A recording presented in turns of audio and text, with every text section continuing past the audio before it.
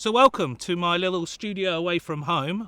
We went all out and set up some lights and stuff with the mosquitoes and the midges. So we're out here today to test the brand new Tamron 150 to 500, or giving it its full title, the 150 to 500 f5 to 6.7 Di3 VC VXD. Now this is their newest super-telephoto zoom lens for the Sony mirrorless lineup. This is brand new design, so it's not been adapted from a digital SLR version to a mirrorless. That's why it's so compact and light, and that's why I was really excited to try it out.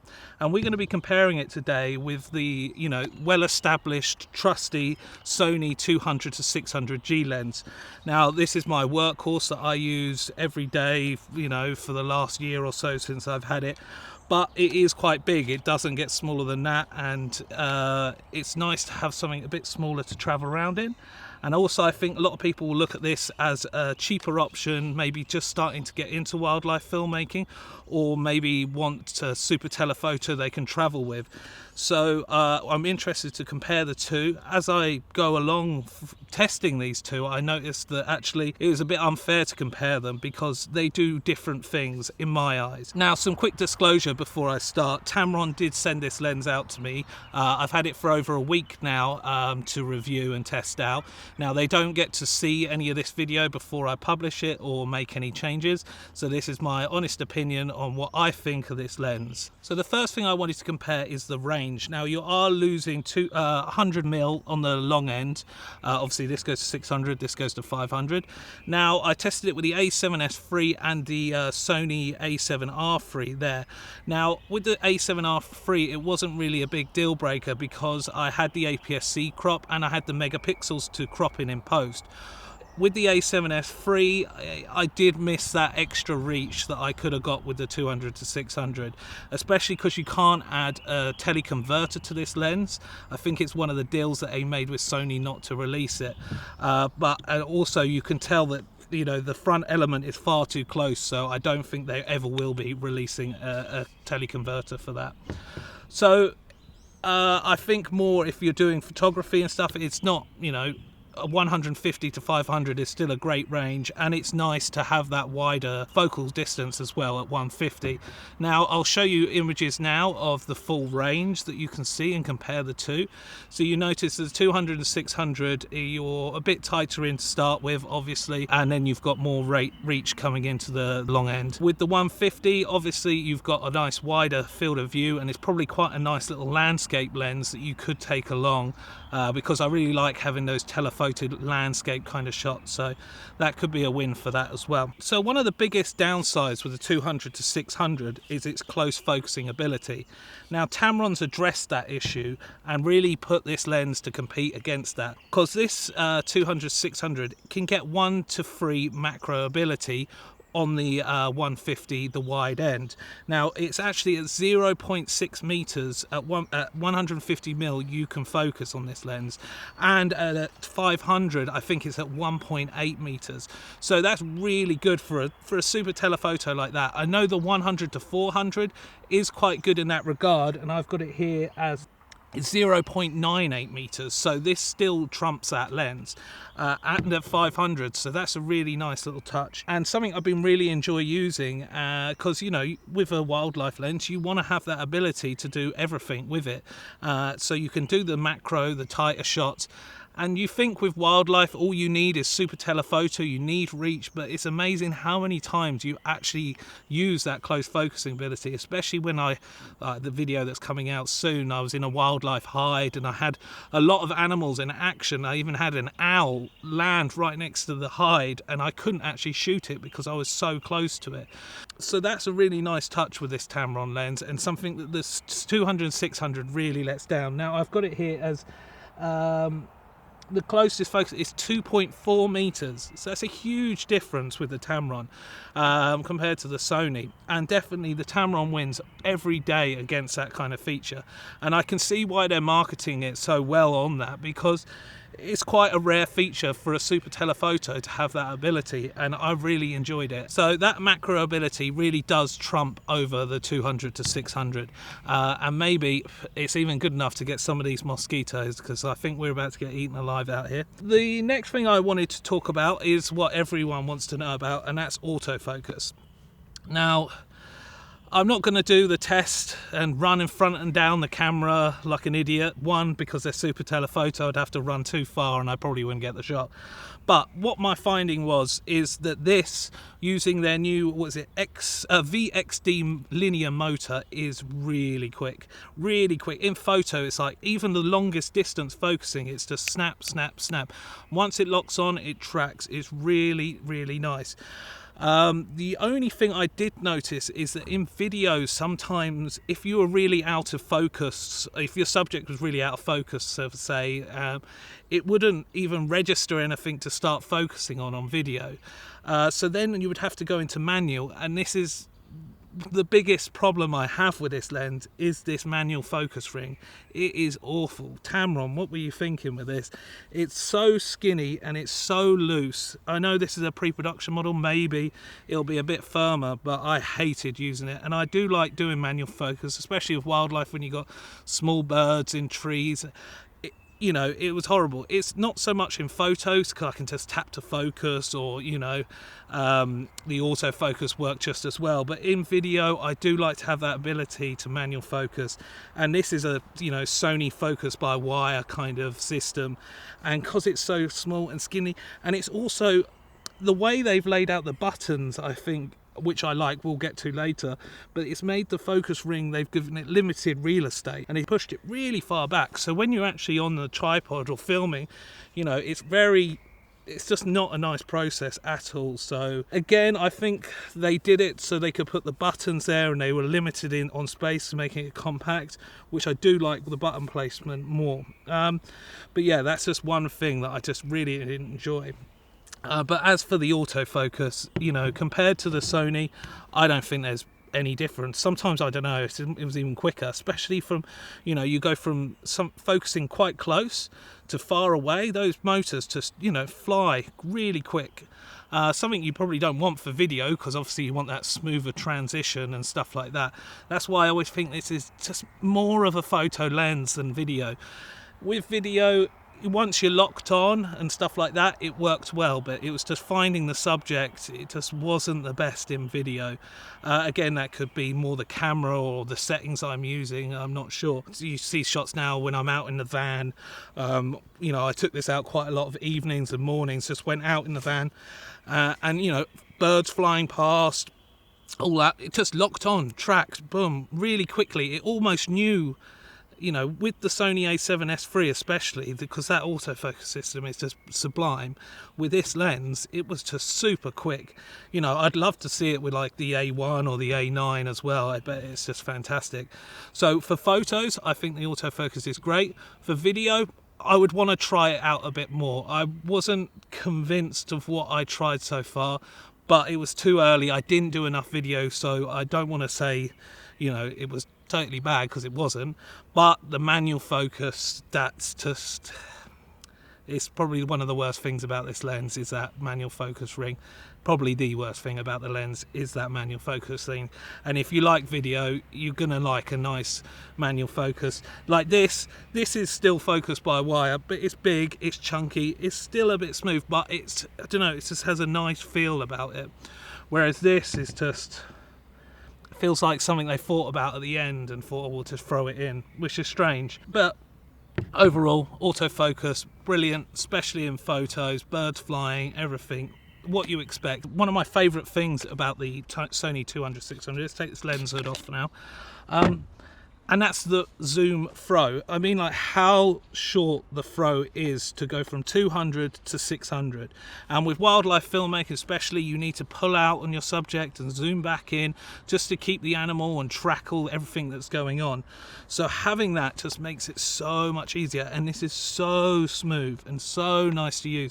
Literally, I can have it on a tripod and I can just use my little fingers. I think Tamron has looked at that and tried to copy it or implement it into their own main lenses and done the same thing, and I'm happy to report that this is the same. It is a nice small throw, maybe a slightly longer, but not much at all. The only difference, obviously, because this is an external zoom, you have a little more resistance because you're actually moving the front element out. But compared to, I used to have the Sigma 150 to 600 sports lens.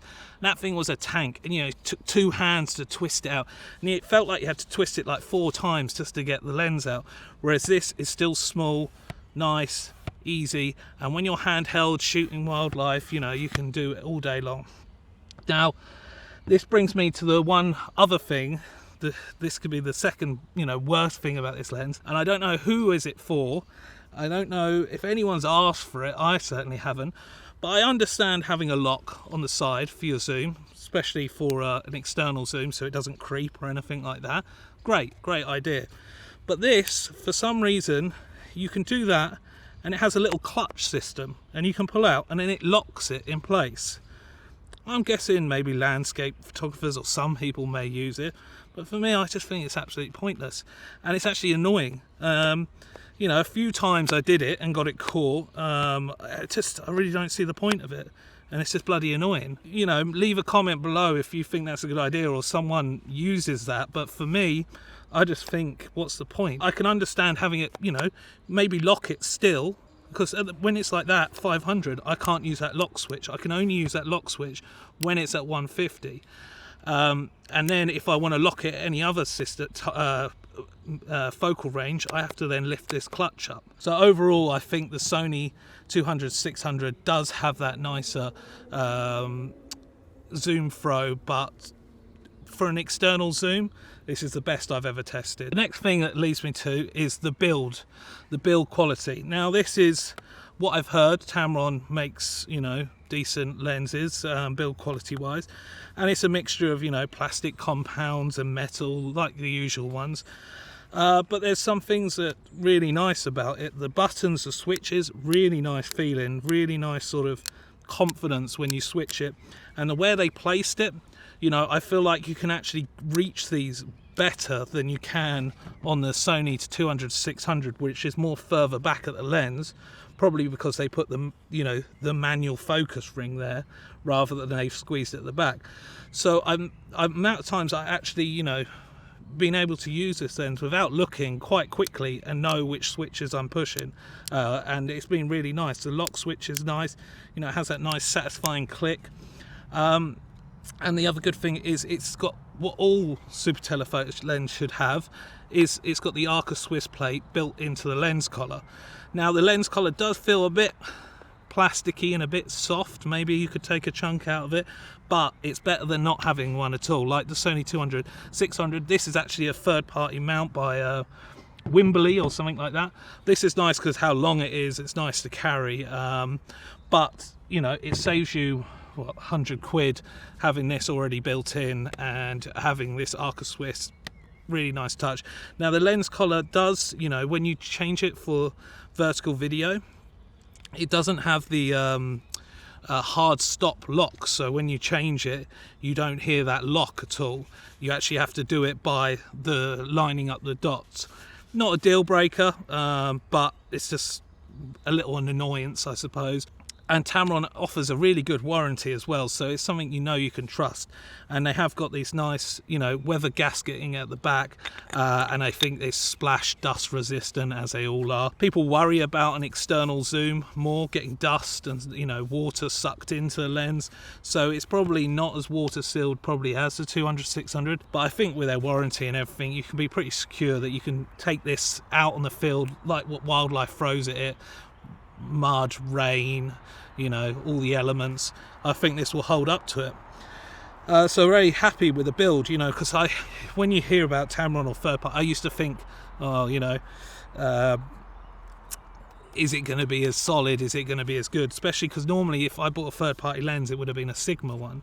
So this is the first time I've tried Tamron, but I'm pleasantly surprised. You know, it feels just as good as any other manufacturers.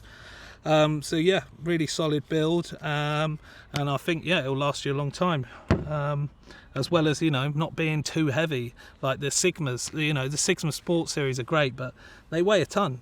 you could probably hammer a nail into a tree with it, which I probably wouldn't do with this, but that whole metal body, you're paying for it walking around, whereas this, I think they met a nice balance between weight and design. The other thing is I really like is their lens hood. Now their lens hood just feels a lot nicer than Sony's. Sony's, I've covered this up, it's got a wrap on it, but Sony's is very like hard plastic. This has almost got like a rubber, soft feel to it. I quite like the shape of it. It's sort of more rounded at the edge, so when you're packing it away, it doesn't seem to be so bulky and huge as the Sony ones. So Tamron on your lens hood, really nice design, and I prefer it a lot more to the Sonys. Let's talk about sharpness for all you pixel peepers.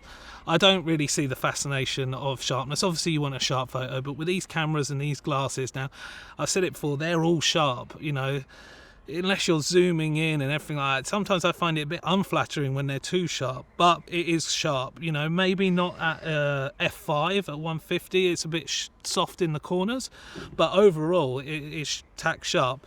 I don't know if it's as sharp as 200-600 at especially the wider apertures, but at 500, even zoomed all the way in, tack sharp in the center, no issues at all. Video looks nice, crispy.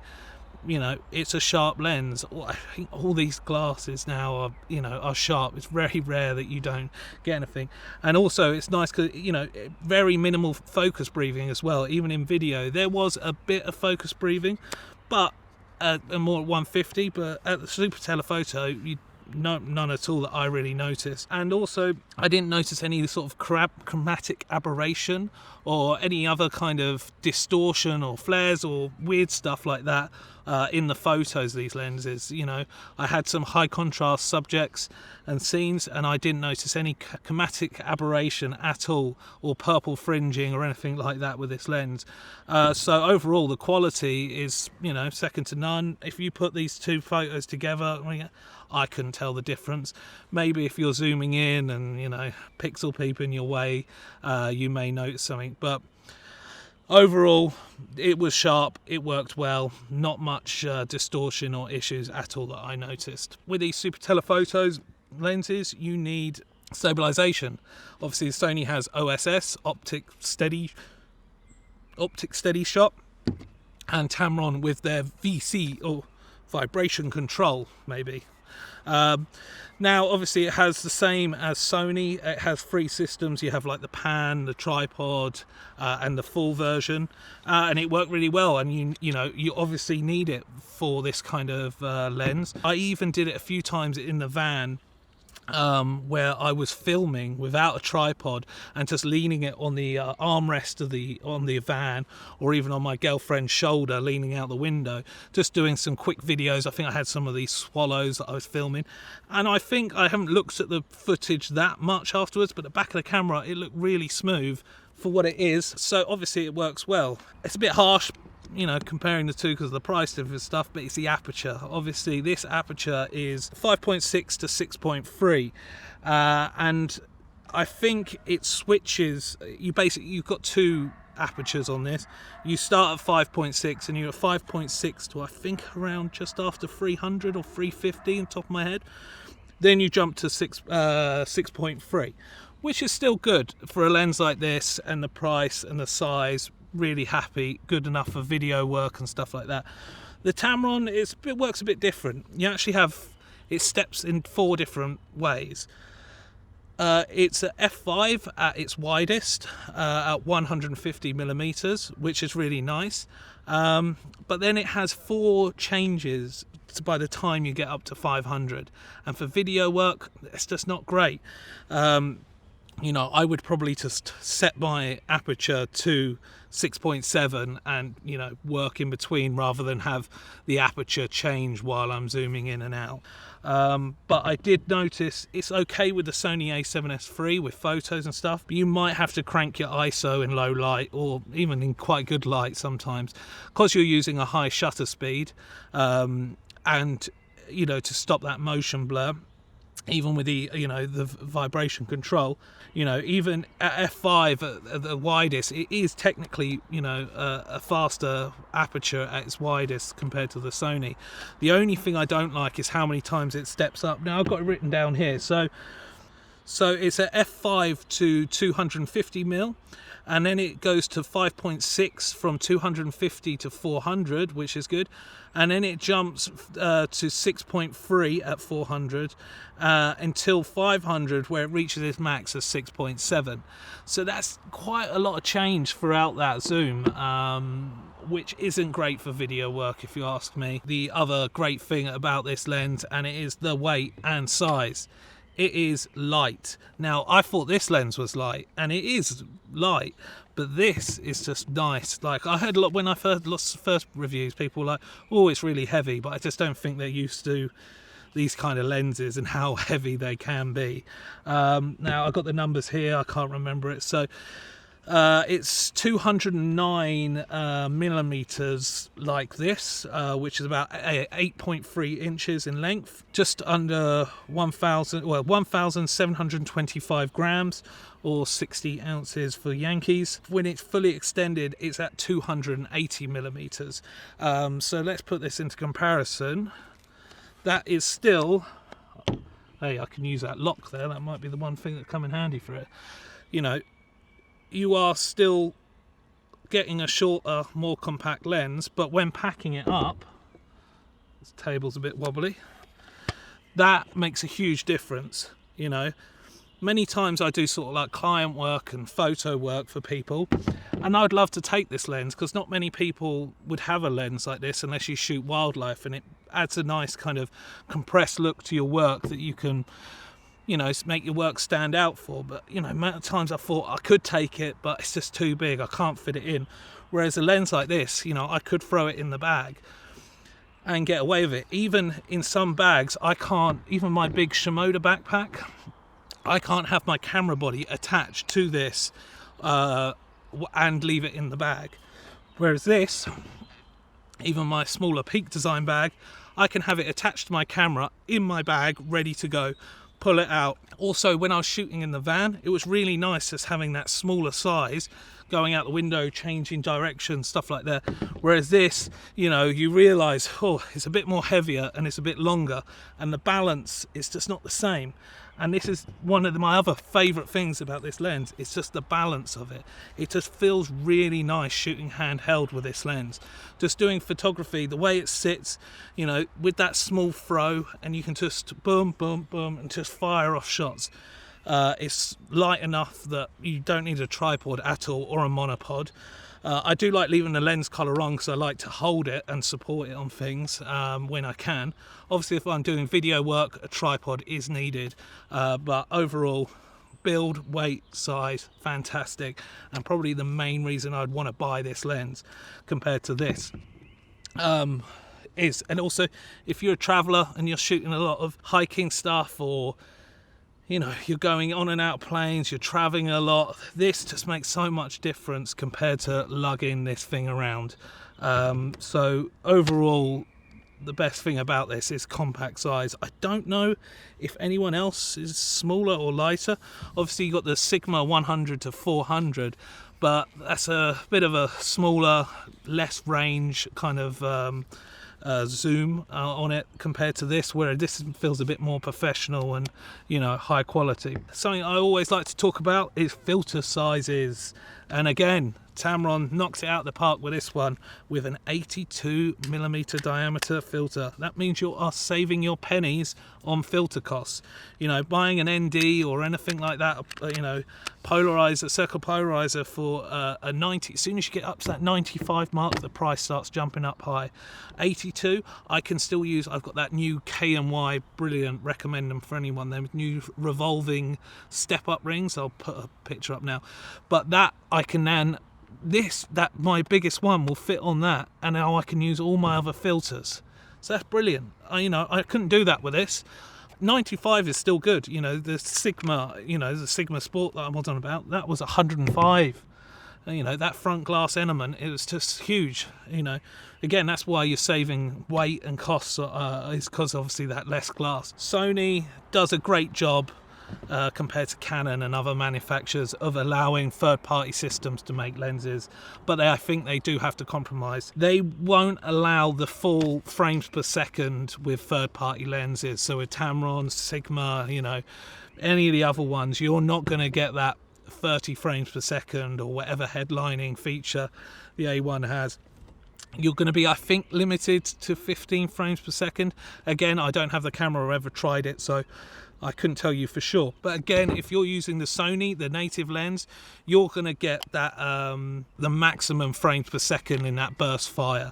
So that's something to bear in mind that you may not know, is if you're using third party, you're not going to probably get that higher frame rate.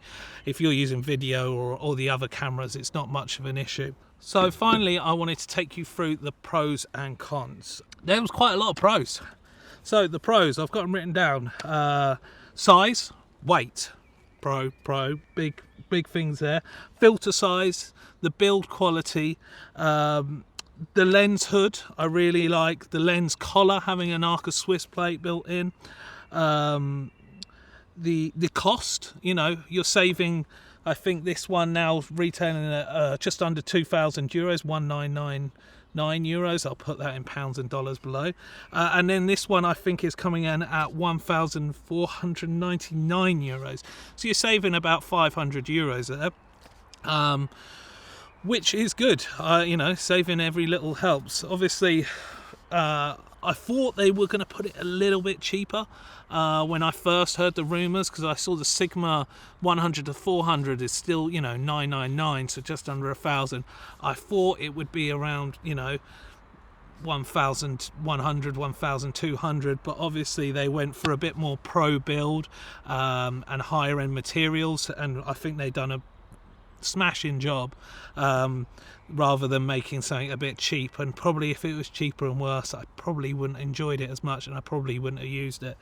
So I think they've, you know, hit that balance where you've got the Sigma at the, you know, the lowest range for your super-telephoto, and then you've got the 200, 600 there, and they've just hit that middle spot, so they've obviously priced it the same. The macro abilities, again, you can see why they're heavily marketing that, because it's fantastic for that kind of lens, you know, having that focus distance. The zoom throw is great. Tamron's extended warranty is great, and well, the other great thing is the balance in the hand. It's just really nice, you know, look at it, it's just nice weight, good size, ticks all the boxes, and I think they've done a really nice job there. Again, there are some cons that I would change. The main one is this strip of manual focus, whatever you call it, but it's awful. I hate it, actually. So that I don't like. The other thing is this zoom lock thing. I've still no idea why you would want it. Again, people may like that kind of thing and being requested, and you know, everyone's different and shoots different things, but for me it's just an annoyance and something that I'm going to keep doing if I do it. No teleconverter is a bit of a con. It would be nice to throw it on, but then you're going to lose so much light, like I'm losing now actually. With having it on, it probably wouldn't be worth it anyway. The aperture, again, linking that, it would be nicer to have a faster aperture, you know, a 6.3 at this its fastest would be nice. The range and the long end, you're losing that 100mm compared to the 200, 600, but obviously for the size and cost, I think that's fine. But obviously I'm always going to be greedy with wildlife, and you want more range. You know, if you've got an APS-C crop on it, I think you're fine with that kind of range. Again, with the Sony A7s III, it was a bit harder.